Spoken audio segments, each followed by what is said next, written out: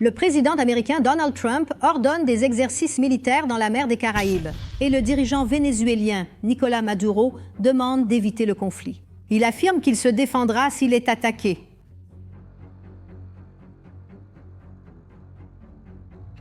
Le dictateur vénézuélien Nicolás Maduro a franchi une nouvelle étape dangereuse en envoyant des membres de la faction criminelle Trem de Aragua au Brésil.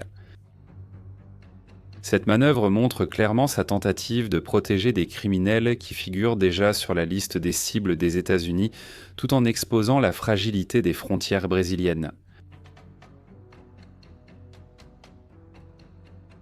Avec l'encerclement nord-américain en mer des Caraïbes, Nicolás Maduro a perdu des routes maritimes pour le trafic de drogue et utilise maintenant le Brésil comme voie d'évasion.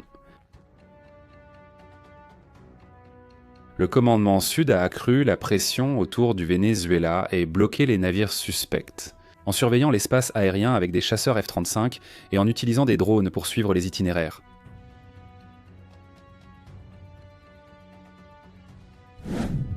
Quant au positionnement stratégique d'un sous-marin nucléaire, il vise à contenir les menaces sous-marines et même à dissuader des actions plus hostiles.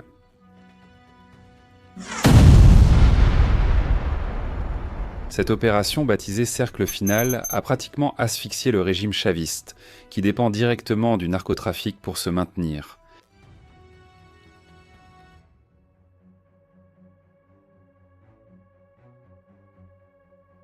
Privé de la liberté de mouvement en mer, Maduro mise sur l'infiltration terrestre, poussant des criminels à l'intérieur du Brésil. Bienvenue à vie à la caserne. 3 personnes arrêtées lors d'une opération contre le trafic de femmes à la frontière Brésil-Venezuela.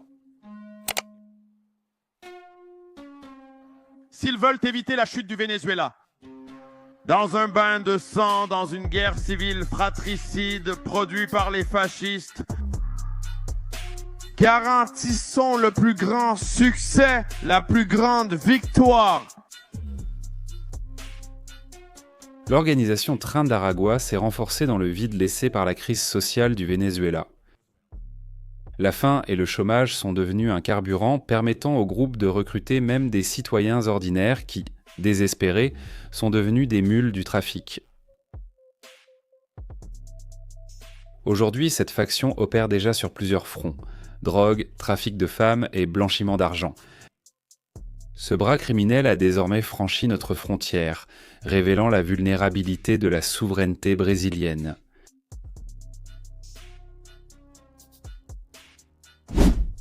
Déterminé à neutraliser Maduro une bonne fois pour toutes, Donald Trump a obtenu le soutien de pays stratégiques de la région. Le Paraguay aura une base permanente du FBI. L'Équateur a approuvé au Congrès l'installation d'une base militaire américaine et la Guyane a offert son territoire pour l'entraînement des troupes.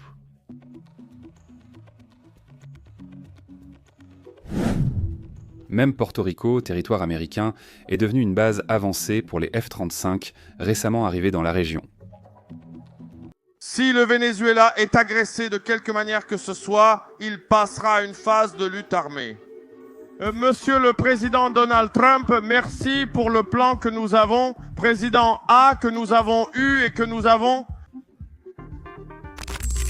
La réalité actuelle est que Maduro est encerclé de presque tous les côtés, mais il trouve au Brésil une sorte de zone de répit. Cette proximité idéologique avec le président brésilien actuel lui permet d'agir presque librement à notre frontière. Alors que les autres pays voisins renforcent leur alliance avec les États-Unis, le Brésil, sous la direction de l'actuel président, reste du côté opposé, respectant le célèbre dicton « qui ne dit mot consent ». Pour aggraver la situation, Maduro poursuit son ambition expansionniste sur l'Essequibo, au Guyana. D'ailleurs, de nombreux témoignages indiquent qu'il envisage même de revendiquer la ville de Pacaraima à Roraima. La justification serait le grand nombre de Vénézuéliens dans la ville et l'abandon supposé du gouvernement brésilien. Ce récit sert d'arme politique et militaire pour justifier d'éventuelles incursions.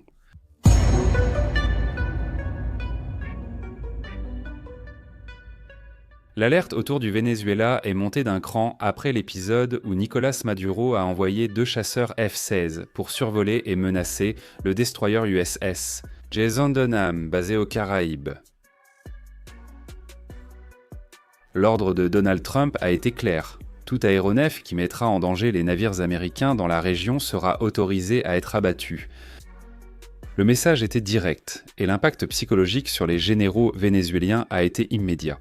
Certains officiers du haut commandement militaire ont même envoyé leurs proches à l'étranger, notamment au Nicaragua et à Cuba.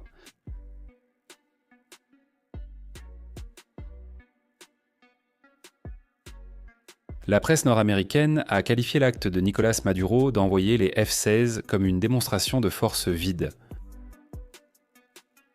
Le Pentagone a signalé que des avions vénézuéliens ont tenté d'interférer dans des opérations anti-drogue, sans constituer de risque immédiat. Même ainsi, la réponse est venue immédiatement après. 10 chasseurs F-35 ont décollé pour Porto Rico et se sont positionnés en première ligne dans les Caraïbes. Avec ce mouvement, Maduro a compris que la donne avait changé. Les F-35 sont des chasseurs de dernière génération, capables d'effectuer des attaques furtives, traversant l'espace aérien ennemi sans être détectés.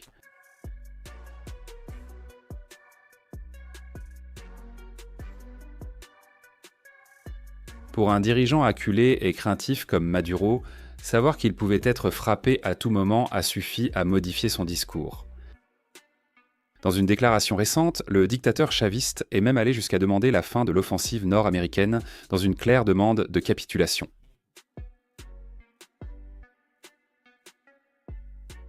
Avec les criminels du train de Aragua passant au Brésil, le commandement sud pourrait renforcer sa présence dans l'Atlantique Sud.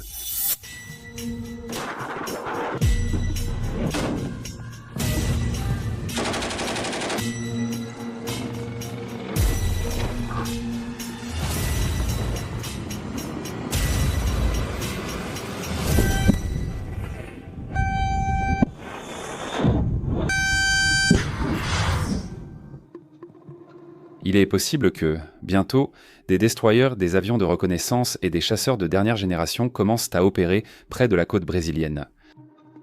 Et cela soulève une question préoccupante pour le peuple brésilien.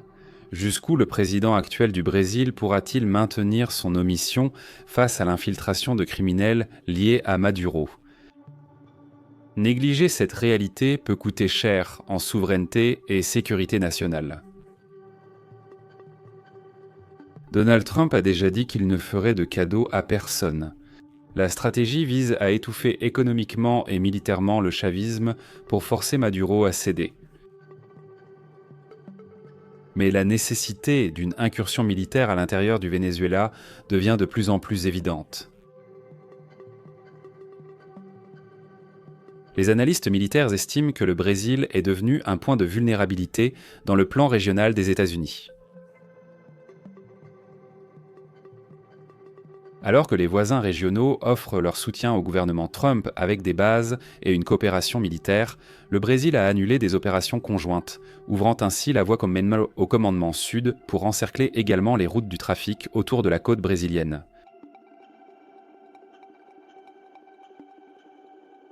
La situation inquiète car elle fait du Brésil une voie secondaire pour le régime de Maduro.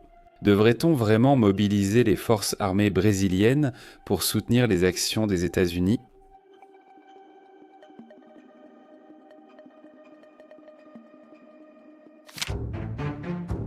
Les forces américaines ne cachent pas qu'elles sont prêtes à des actions rapides. Les pilotes de F-35 sont formés au vol basse altitude, frappe précise et infiltration en zone hostile, adaptée à l'environnement tropical. Les pilotes des F-35 basés à Porto Rico ont reçu des entraînements axés sur des frappes précises contre des bunkers superficiels et des actions de contre-offensive aérienne. Ils s'adaptent aux particularités de la région, car l'autorisation pour une opération d'attaque peut être donnée à tout moment. Le Brésil, quant à lui, fait face à un dilemme interne, car le président brésilien évite de qualifier des groupes comme le Primeiro Comando da Capital et le Comando Vermelho de narcoterroristes. ce qui pourrait ouvrir la voie à un partenariat plus solide avec les États-Unis dans la lutte contre le crime organisé. Ce choix politique rend le Brésil vulnérable, justement au moment où la criminalité transnationale progresse.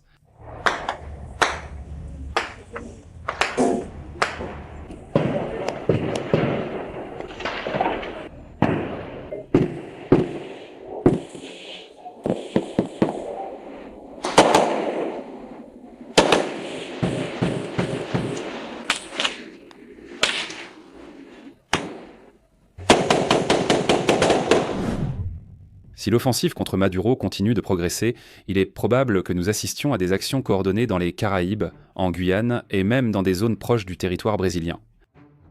Cela place le Brésil dans une position délicate. Soit le pays renforce sa politique de coopération internationale, soit il risque de devenir le théâtre d'opérations étrangères.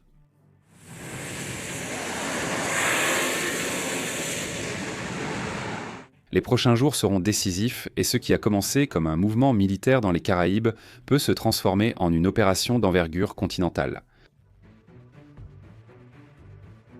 Le gouvernement brésilien actuel doit comprendre que son omission laisse la place à d'autres pour prendre des décisions à sa place. Commentez ici si vous le souhaitez. Une vidéo exclusive montrant comment les pilotes des F-35 sont préparés pour d'éventuelles opérations contre Maduro, et même pour de futures actions autour de la côte brésilienne. Au quartier général de Vida, vous suivez toute l'actualité militaire. Laissez votre like, abonnez-vous et regardez l'une des vidéos qui apparaissent sur votre écran. En avant combattants, à bientôt.